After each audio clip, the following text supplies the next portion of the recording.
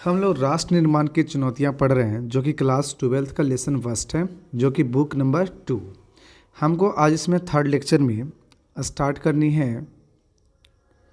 जो टॉपिक है विभाजन, विस्थापन और पुनर्वास। बहुत सारे लोग विभाजन के बाद विस्थापन किए थे, विस्थापित हो गए थे भारत से पाकिस्तान और पाकिस्तान से भारत। और जब कोई भी लोग ऐसे भी कुछ लोग थे कि भारत से पाकिस्तान गए और फिर पाकिस्तान से भारत में आए, तो उसको फिर से हमको पुनर्वास करना पड़ेगा और जहाँ पर गए तो वहाँ पर रहने के लिए उसको आवास चाहिए। यानी इस तरह से हम देख रहे थे कि पुनर्वास का व्यवस्था भी हमें करना पड़ रहा था। तो चलते हैं हम ये लोग अब शुरुआत से इसको स्टडी करते हुए आगे बढ़ते हैं। चलिए, कहता 14-15 अगस्त 1947 को एक नहीं बल्कि दो राष्ट्र भारत और पाकिस्तान अस्तित्व में आए थे। कब? 14 और 15 अगस्त 1947। 14-15 इसलिए कही जा रही है क्योंकि 14 अगस्त को पाकिस्तान निकला था और 15 अगस्त को भारत, तो इसलिए यहाँ पर बोली जा रही है 14 और 15 अगस्त 1947 को एक नहीं दो राष्ट्र अस्तित्व में आया था। ऐसा विभाजन के कारण हुआ। क्यों? क्योंकि विभाजन हुआ तो यहाँ पर दो राष्ट्र बने थे। ब्रिटिश इंडिया को भारत और पाकिस्तान के रूप में बांट दिया गया। ब्रिटिश इंडिया कहने का मतलब है कि जब तक ये भारत गुलाम था तो इस तरह से ये ब्रिटिश इंडिया ये कहलाता था। जब ब्रिटिश इंडिया था तो इस समय भारत एक ही था और इसमें बहुत सारे मिले हुए थे। लेकिन जैसे ही यहाँ पर अलग किया गया, भारत और पाकिस्तान को, ब्रिटिश इंडिया को तोड़ दिया गया और दो राष्ट्रों में दो राष्ट्रों बना दिया गया, जिसे एक को कहा जाता है भारत और दूसरा को पाकिस्तान। अपने इतिहास के पाठ्य पुस्तकों में उस राजनीतिक घटनाक्रम के बारे में पढ़ा है जिसके फलस्वरूप दोनों देशों के भूभाग को रेखांकित करते हुए सीमा रेखा खींच दी गई। अब आपसे क्वेश्चन ये पूछ रहे हैं कि जब दोनों देश के बीच में रेखा खींची गई थी, सीमा रेखा बनाई गई थी, उस सीमा रेखा को कहते हैं क्या? ठीक है। दूसरी बात ये आपके पूछे जाएंगे कि आखिर खींचे कौन थी? तो देखिए, रेड क्लिफ लाइन है और ये रेड क्लिफ एक वहाँ का अधिकारी थे, एक ब्रिटिश का, और वही यहाँ पर लाइन खींच दिया गया और बॉर्डर को निर्धारित कर दिया गया कि ये साइड पाकिस्तान और ये साइड भारत। ठीक है। मुस्लिम लीग ने द्विराष्ट्र सिद्धांत की बात की थी। मुस्लिम लीग का ही कहना था कि हमें दो राष्ट्र चाहिए, एक तो आपका हिंदू का अलग और एक मुस्लिम का अलग। ये भारत यानी कि जो कहने का मतलब है कि ये जो हमारा कांग्रेस के लोग थे, इनका कहना नहीं था। इनका कहना था कि हम एक ही राष्ट्र मिलकर रहेंगे। लेकिन जो मुस्लिम लीग के थे, इन्हीं का कहना था कि नहीं, हमें दो राष्ट्र चाहिए। इस सिद्धांत के अनुसार भारत के किसी एक कौम का नहीं बल्कि हिंदू और मुसलमान नाम के दो कौमों का देश था। इसी कारण मुस्लिम लीग ने मुसलमानों के लिए अलग देश यानी पाकिस्तान की मांग की थी। कांग्रेस ने द्विराष्ट्र सिद्धांत तथा पाकिस्तान की मांग का विरोध किया था। बहरहाल 1940 के दशक में राजनीतिक मोर्चे पर कई बदलाव आए। कांग्रेस और मुस्लिम लीग के बीच राजनीतिक प्रतिस्पर्धा तथा ब्रिटिश शासन की भूमिका जैसी कई बातों पर जोर रहा। नतीजन पाकिस्तान की मांग मान ली गई। बहुत बार टकराव हुई कांग्रेस और मुस्लिम लीग में। कांग्रेस कहती थी, विरोध करती थी कि हम देश को अलग बंटवारा नहीं करेंगे, यानी कि मुसलमान को और हिंदू को देश को अलग अलग नहीं करेंगे। ठीक है। लेकिन मुस्लिम लीग कहते थे कि नहीं, हमें देश अलग चाहिए। बार बार टकराव होती गई और ये नतीजा निकलता है कि पाकिस्तान की बात मान ली गई और विभाजन कर दी गई। अब विभाजन कर दी गई तो प्रक्रिया क्या थी विभाजन की? अब इसके बारे में स्टडी करते हैं। विभाजन की प्रक्रिया। अब टॉपिक क्या आती है? विभाजन की प्रक्रिया।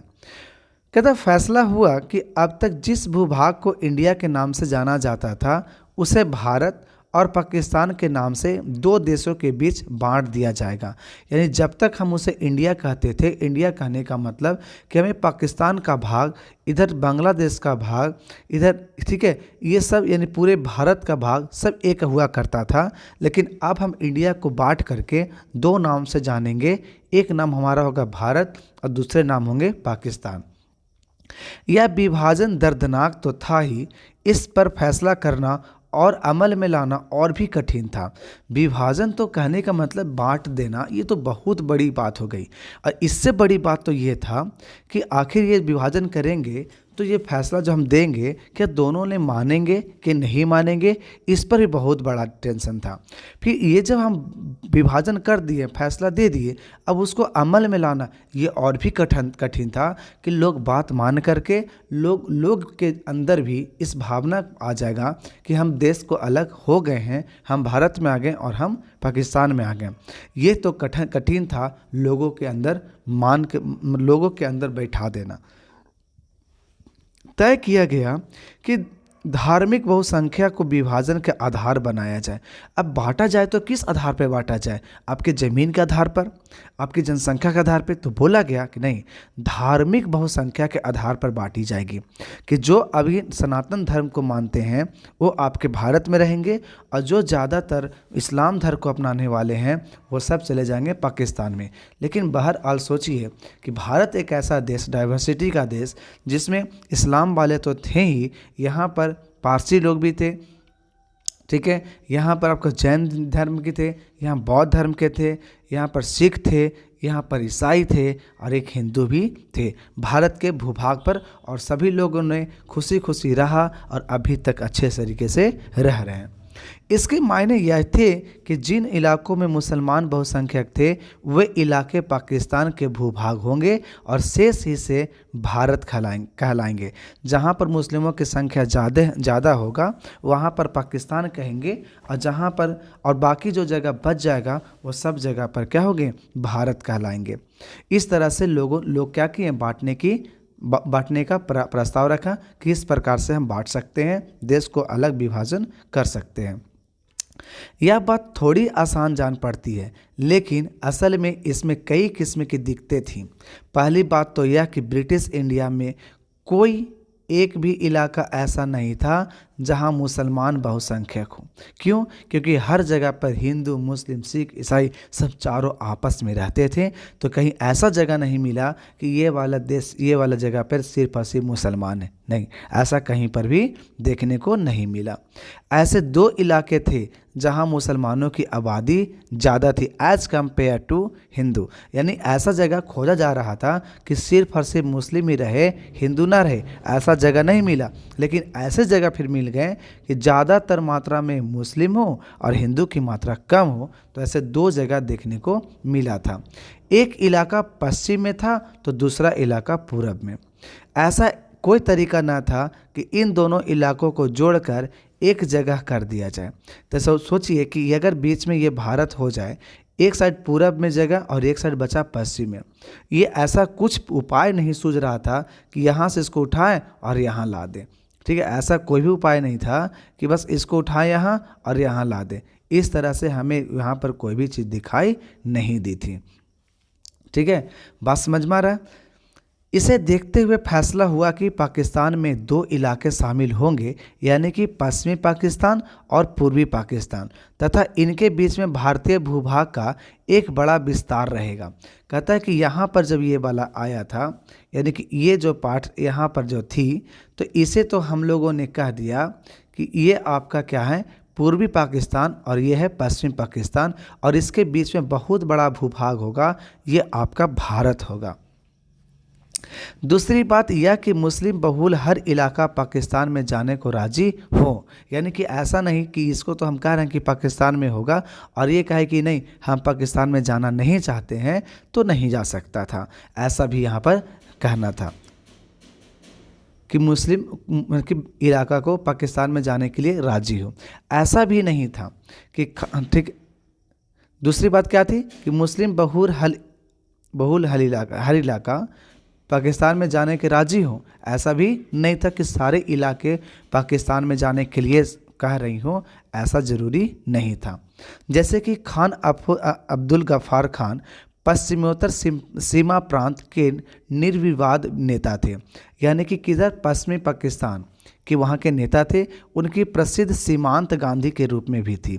यानी कोई पूछ देगा कि सीमांत गांधी किन्हें कहा जाता था, तो बोलेंगे खान अब्दुल गफ्फार खान को। एक यहाँ से एक क्वेश्चन बन जाती है कि सीमांत गांधी किसे कहा जाता है, तो हम क्या बोलेंगे, खान अब्दुल गफ्फार खान। ये कहाँ के थे, पश्चिमेतर सीमा प्रांत के थे, ठीक है। और वे द्विराष्ट्र सिद्धांत को एकदम खिलाफ थे। इनका कहना था कि हम द्विराष्ट्र कभी नहीं एक्सेप्ट करना चाहते हैं, एक ही राष्ट्र होगा। संयोग से उनकी आवाज़ की अनदेखी की गई और पश्चिमोत्तर सीमा प्रांत को पाकिस्तान में शामिल मान लिया गया। यानी कि इनका कहना था, सोचिए एक मुसलमान होकर के और एक मोहम्मद जिन्ना मुसलमान, दोनों में बहुत का फ़र्क है। एक अपने पैर पे कुल्हाड़ी मारा और एक गर्व से कहें कि हम तो भारत में ही रहना चाहेंगे, ठीक है। तो यहाँ पर इनका हमेशा ये विरोध के खिलाफ थे, हमेशा ये खिलाफ थे कि द्विराष्ट्र नहीं रहेंगे, लेकिन इनकी आवाज़ को किसी ने नहीं सुना, अनदेखा कर दिया और फिर पश्चिमोत्तर सीमा प्रांत को पाकिस्तान में शामिल कर लिया गया। तीसरी समस्या और भी विकट थी कि ब्रिटिश इंडिया के मुस्लिम बहुल प्रांत जैसे पंजाब और बंगाल में अनेक हिस्से बहुसंख्यक गैर मुस्लिम आबादी वाले थे। यानी कि ऐसा भी था कि जो पाकिस्तान में तो चला गया, लेकिन मुस्लिम बहुल प्रांत था पंजाब, लेकिन उसमें बहुत सारे ऐसे जगह थे जहाँ पे गैर मुस्लिम आबादी वाले थे, जैसे कि हिंदू हो, सिख हो, ईसाई, ये सब फैले हुए थे। ऐसे में फैसला हुआ कि इन दोनों प्रांतों में भी बंटवारा धार्मिक बहुसंख्यों के आधार पर होगा। जैसे कि आज आप लोग देखोगे तो ये साइड में भी आपका इतना बड़ा आपका पंजाब हुआ करता था, लेकिन हुआ क्या, तो ये साइड वाले में ज़्यादातर गैर मुस्लिम थे। गैर मुस्लिम कहने का मतलब हुआ कि आपका हिंदू या सिख ये सब थे। और जब ये सब थे तो कहा गया कि इन प्रांत को भी बांट दिए जाएंगे, और जब बांट दिए जाएंगे तो इधर वाले पंजाब आपके हिंदुस्तान में आ जाएंगे, यानी कि भारत में, और इधर वाला जो पाकिस्तान था ये आपके आ जाएंगे पाकिस्तान में। तो अभी भी पंजाब में, यानी अभी भी पाकिस्तान में पंजाब है और भारत में भी पंजाब है, तो इस बात को ध्यान में रखना है। तो यहाँ पर फैसला क्या लिया गया था कि इन दोनों प्रांतों को भी बंटवारा धार्मिक बहुसंख्यों के आधार पर होगा, और इसमें जिले अथवा उससे निचले स्तर के प्रशासनिक हलके को आधार माना जाएगा, ठीक है। जबकि जहाँ पर जिले थे ना, उसको आधार माना जाएगा और उसको अलग कर दिया जाएगा। 14-15 अगस्त 1947 की मध्यरात्रि को यह फैसला नहीं हो पाया था। इसका मतलब यह हुआ कि आज़ादी के दिन तक अनेक लोगों का यह पता नहीं था कि वे भारत में हैं कि वे पाकिस्तान में। उनको अभी तक इस बात में ज़रा सा भी जानकारी नहीं थी, क्योंकि 14 और 15 के अगस्त के मध्यरात्रि तक ये फैसला हो ही नहीं पाया था कि वे बांटेंगे तो कौन सा भाग भारत में और कौन सा भाग पाकिस्तान में।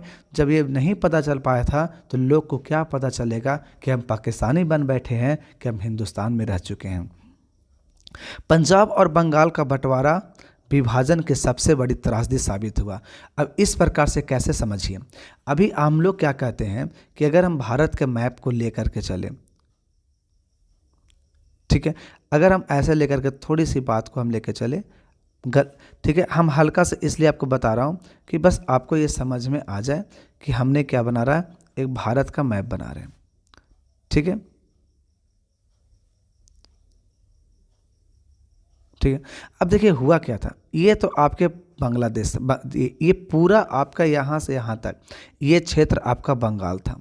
अब बंगाल था तो यहाँ पर हमको मुस्लिम बहुल मिल गया, तो यहाँ पर एक बांट दिया गया, कह दिया गया, तो ये बंगाल के ये पश्चिम में था, इसीलिए हम इस राज्य को हम लोग अभी भी पश्चिम बंगाल के नाम से जानते हैं।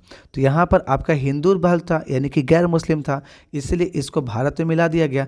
इसी प्रकार से यहाँ पर जो आपका पंजाब प्रांत है, तो इस साइड वाले को आपको कर दिया भारत में और ये वाला कर दिया पाकिस्तान में। ये दोनों जगह यानी पंजाब और बंगाल दोनों जगह में त्रासदी बहुत साबित हुआ, क्योंकि जब पता चला कि यहाँ वाले मान ले कि हिंदू कोई होगा, इसको पता चला कि भाई हम तो पाकिस्तान में चले गए और इनको इच्छा था कि नहीं हम जाएंगे भारत में, तो ये जब जाने लगेंगे तो वहाँ पर तो ज़रूर मार काट तो होने ही लगेगा। और ये आपको मूवी भी इस पर बहुत सारे आ चुके हैं, और एक आया है द फ्रीडम ऑफ मिडनाइट, ये जो आपके आइए 4.5 घंटा के एपिसोड है, इसको ज़रूर देखिएगा तो आपको सारा चीज़ क्लियर हो जाएगा कितना त्रासदी हुई थी। और 2 ही जगह पर ज़्यादा त्रासदी देखने को मिला, और वो जो आपका था पंजाब और बंगाल, क्योंकि यहाँ पर ये ऐसा प्रांत था जहाँ पर हिंदू भी थे या और मुस्लिम भी थे। ठीक है, तो इसी को अलग करने में, और ये उस रात में पता नहीं चल पाया था कि हम कौन से जगह पर आ चुके हैं। अब इसी समस्या से जुड़ी हुई चौथी और विभाजन की सबसे अबुझ कठिनाइयाँ अल्पसंख्यकों की थी। सीमा के दोनों तरफ अल्पसंख्यक थे। अब अल्पसंख्यक हम उसको कहेंगे जहाँ पर उसकी जनसंख्या कम होगी। जो इलाके अब पाकिस्तान में है वहाँ लाखों की संख्या में हिंदू और सिख आबादी थी। ठीक इसी तरह पंजाब और बंगाल के भारतीय भूभाग में भी लाखों संख्या में मुस्लिम आबादी थी। दिल्ली और उसके आसपास के इलाकों में भी मुसलमानों की एक बड़ी आबादी थी। ये सब लोग एक तरह से सांसत में थे। इन लोगों ने पाया कि हम तो अपने ही घर में विदेशी बन गए। इन्हों लोग क्या लगा कि हम लोग अपने ही घर में, सोचिए कितने बड़ी बात है, कितना इन लोगों को कष्ट होता होगा उस टाइम कि इन्होंने सोचा जहाँ पर हमने पला बढ़ा जन्म लिया और वहीं पर हम अभी विदेशी बन बैठे हैं। जिस ज़मीन पर वे और उनके पुरखे सदियों से आबाद रहे उसी ज़मीन पर वे विदेशी बन गए थे। जैसे ही यह बात साफ साफ हुई कि देश का बंटवारा होने वाला है, वैसे ही हिंसा उन समुदायों के खिलाफ अभूतपूर्व स्तर पर शुरू हुई जो अपने क्षेत्रों में संख्या में कम थे। इस कठिनाई से उबरने के लिए किसी के पास कोई योजना भी नहीं थी कि हम कैसे अब इस कठिनाई से उबरेंगे और हम भली भांति अपने जगह पे चले जाएंगे या जहाँ पर हैं हम वहाँ पर सेफ रहेंगे। ये उनके पास कोई योजना नहीं थी क्योंकि ये तो अचानक हो गई थी। शुरू में लोग बाग और नेता यही मानकर चल रहे थे कि हिंसा की घटनाएं अस्थायी है और जल्दी ही इन पर काबू कर लिया जाएगा, लेकिन बड़ी जल्दी हिंसा नियंत्रण से बाहर हो गई। ये सब सोचे थे नेता लोग कि हिंसा थोड़ी बहुत होगी और ख़त्म हो जाएगा और हम हिंसा को हटा करके आराम से शांति कायम करेंगे, लेकिन ये हिंसा इतनी जल्दी आगे बढ़ गई कि नियंत्रण से बाहर हो गई। सीमा के दोनों ओर के ऐसे समुदायों को प्रायः कुछ घंटों की सूचना पर अपने घरों को छोड़ने के लिए मजबूर होना पड़ा और इतना जल्दी कह दिया गया कि अब जितना जल्दी हो इस जगह को छोड़ करके आप अपने जगह पे, अपने दूसरे जगह पे चले जाएं। अब ये विभाजन के परिणाम सोचो कितना टेंशन होती होगी जब वो कहा जाए कि आपको बस 1 घंटे का टाइम दिया जाता है और आप बॉर्डर पार हो जाए, और ये बॉर्डर की दूरी अगर 20 से 30 किलोमीटर की दूरी हो, क्या संभव है? नहीं ना। बहुत दर्दनाक स्थिति पैदा हुई थी उस दौरान आज़ादी की रात। हम लोग जब याद करते हैं तो बिल्कुल आँख में आंसू आ जाती है। ऐसे घटनाएं को सुन करके सोचिए जब हम लोग पढ़ रहे हैं तो ये हालत है, जो वहाँ पर उस टाइम जो लोग थे उनकी क्या हालत हुई होगी, थोड़ा सा सोचिए। अब हम लोग को पढ़ना है विभाजन के परिणाम। अब विभाजन जब हुई तो कुछ ना कुछ उसके परिणाम निकलेंगे। अब उसका क्या परिणाम है हम उसके बारे में अभी डिस्कस करने वाले हैं। कहता है सन 1947 में बड़े पैमाने पर एक जगह की आबादी दूसरी जगह जाने को मजबूर हुई थी।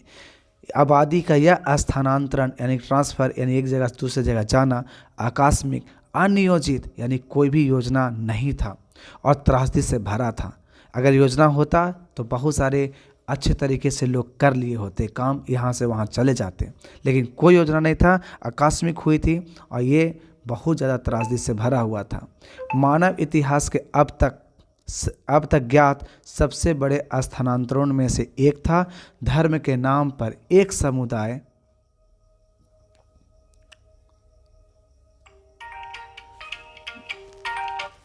के लोगों ने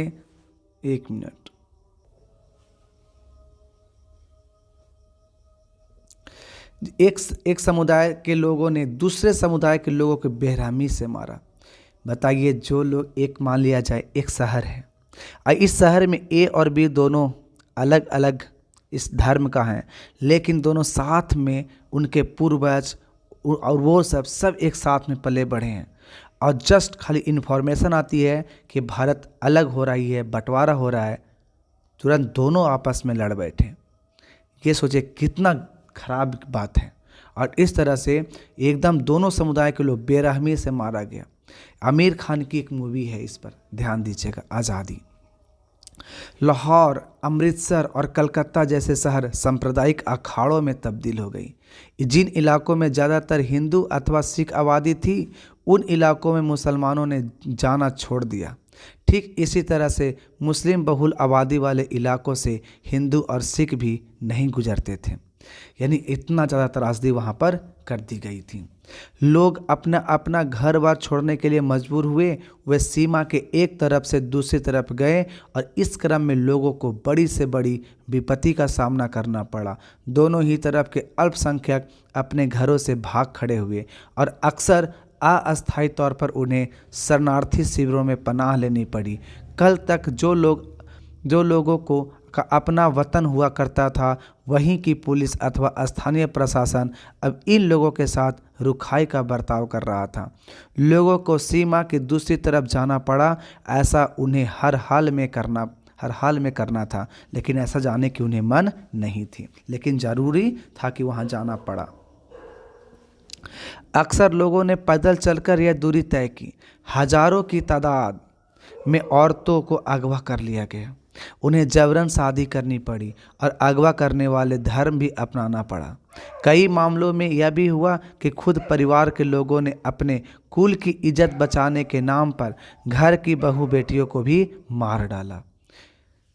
बहुत त्रासदी हुई।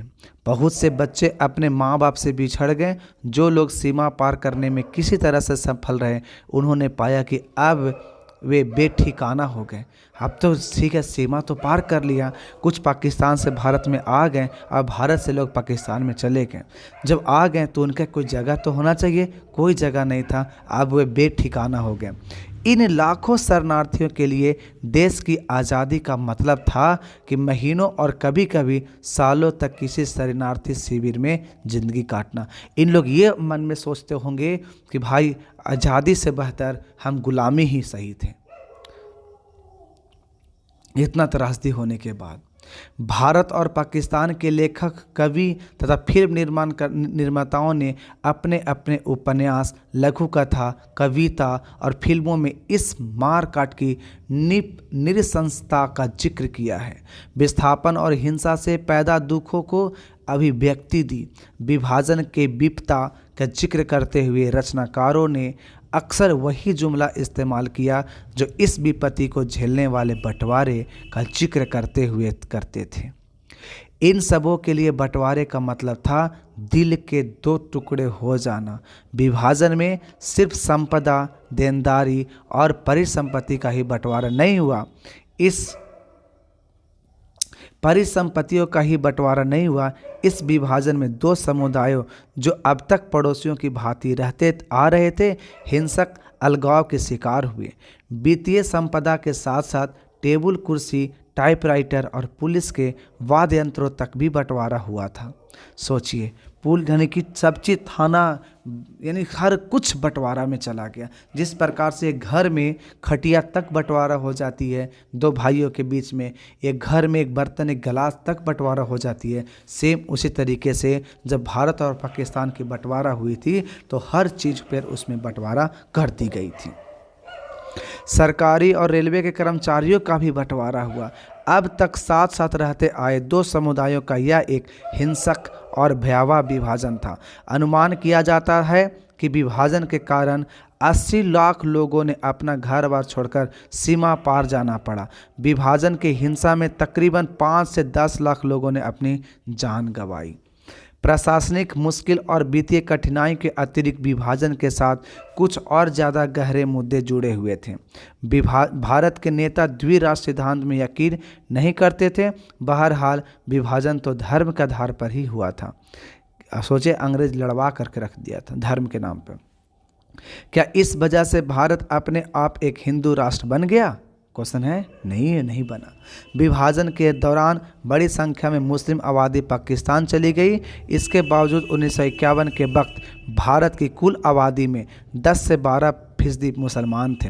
ऐसे में सवाल यह था कि भारत अपने मुसलमान नागरिकों तथा दूसरे धार्मिक अल्पसंख्यकों मसलन सिख, ईसाई, जैन, बौद्ध, पारसी और यहूदियों के साथ क्या बर्ताव करेगा।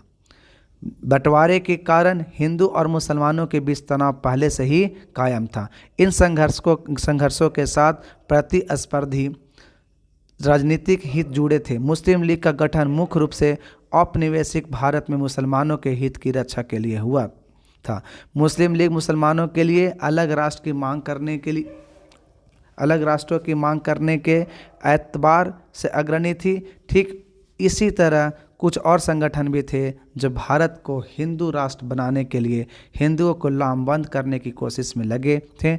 बहरहाल भारत की कौमी सरकार के अधिकतर नेता सभी नागरिकों को समान दर्जा देने के हामी थे।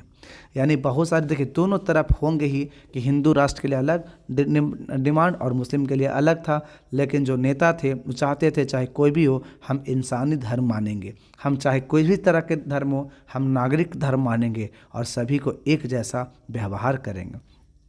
चाहे नागरिक किसी धर्म का भी हो, वे भारत को एक ऐसे राष्ट्र के रूप में नहीं देखना चाहते थे जहां किसी एक धर्म के अनुयायियों को दूसरे धर्मावलंबियों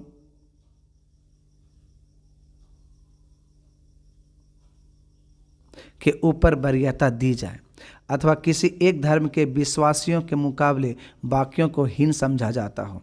वे मानते थे कि नागरिक चाहे जिस धर्म का माने उसका दर्जा बाकी नागरिकों के बराबर ही होनी चाहिए। नागरिकता की कसौटी धर्म को नहीं बनाया जाना चाहिए। ठीक है, नागरिकता जो है वो धर्म को नहीं बनाया जाना चाहिए। हमारे नेतागण धर्मनिरपेक्ष राज के आदर्श के हिमायती थे। उनके इस आदर्श की अभिव्यक्ति भारतीय संविधान में हुई थी। धर्मनिरपेक्ष यानी कि संविधान का कोई धर्म नहीं होगी, सभी धर्म को वो बराबर बराबर योगदान देंगे, बराबर बराबर मान सम्मान करेंगे। हम लोग कुछ बीच में कुछ बातें हैं उनके बारे में समझते हैं। शहादत हसन मंटो की क्या कहानी थी समझिए। कहता मेहमानवाजी में कसर, दंगाइयों ने चलती ट्रेन को रोक लिया, गैर मजहब के लोगों को खींच खींच के निकाला और तलवार तथा गोलियों से मार के घाट उतार दिया। बाकी यात्रियों को हलवा, फल और दूध दिया गया। सोचिए, एक ही ट्रेन में मेहमानबाजी किया गया। यानी कि एक ट्रेन अगर मान लेते हैं कि भारत से पाकिस्तान गया और पाकिस्तान से एक ट्रेन आ रही है भारत, तो जो ट्रेन भारत से पाकिस्तान गई मुस्लिमों को लेकर के और वहाँ जैसे पाकिस्तान पहुँचती है तो उसमें जो भी गैर मुस्लिम थे सबको मौत के घाट उतार दिया। और वही ट्रेन पे जो लोग बैठे थे सेम समुदाय के लोग, उस सबको क्या दिया गया? दूध, फल, सबसे सेवा किया गया। आयोजकों के मुखिया ने कहा, बहनों भाइयों, ट्रेन के आने की खबर देर से मिली, इसी कारण हम आपका स्वागत पुरजोर तरीके से नहीं कर सके जैसा कि आप सब चाहते होंगे। सोचिए कैसे बात है भाई, बहुत ज़्यादा दर्द होती है ऐसे बात को पढ़ करके। तो समझिए कि किस तरह से बात होगा। नौखली अब बांग्लादेश में है, ठीक है। इस यात्रा पर गांधी जी थे, सोचिए यहाँ पर थे उस वक्त, तुरंत छोड़ करके बस बंगाल में आए थे। गर्म हवा क्या थी इसके बारे में पढ़ते हैं। कहता सलीम मिर्जा आगरा में रहते थे और जूते का व्यवसाय करते थे। विभाजन के बाद सलीम अपने ही लोगों के बीच अजनबी बन जाते हैं। विभाजन के बाद बदले माहौल में सलीम अपने आसपास की दुनिया से संबंध नहीं बिठा पाते। धीरे धीरे उनका व्यवसाय भी चौपट होने लगता है। देश के दूसरी तरफ से आया एक शरणार्थी परिवार उनके पुश्तैनी मकान पर कब्जा कर लेता है। घटनाओं की इस गहमागहमी में सलीम की बेटी मौत के गले लगा लेती है, लेकिन सलीम फिर भी उम्मीद नहीं छोड़ते। उन्हें यकीन है कि हालात दोबारा समान हो जाएंगे। सोचिए, सिर्फ ये नहीं था कि पाकिस्तान में हिंदुओं के साथ हुआ, यानी भारत में भी मुस्लिमों के साथ कुछ हुई थी हर जगह पर नहीं, क्योंकि भारत में जो लोग नेता थे उनका हम अभी बारे में तो पढ़ लिए। नेता के बारे में क्या कहना था? वो नागरिक धर्म अपनाना चाहते थे, वो राष्ट्र धर्म अपनाना चाहते थे, वो किसी धर्म के आधार पर नागरिकता नहीं कहना चाहते थे। उद्देश्य रहना चाहते थे कि सब लोग एक नागरिकता, एक इंसानियत का धर्म के आधार पर चले, लेकिन पाकिस्तान में ऐसा नहीं हुआ था। सलीम की इस सोच से उनके परिवार वाले ही इत्तेफाक नहीं रखते।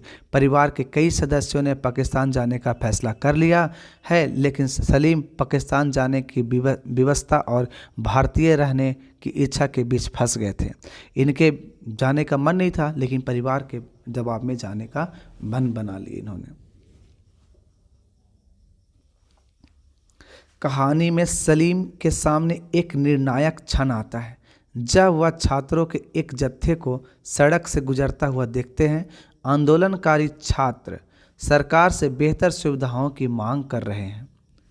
छात्रों के इस जत्थे से सलीम का बेटा सिकंदर भी शामिल था। आपकी राय में मिर्ज़ा सलीम का फिल्म के अंत में क्या रुख रहा होगा? ऐसी परिस्थितियों में आप क्या करते, बताइए।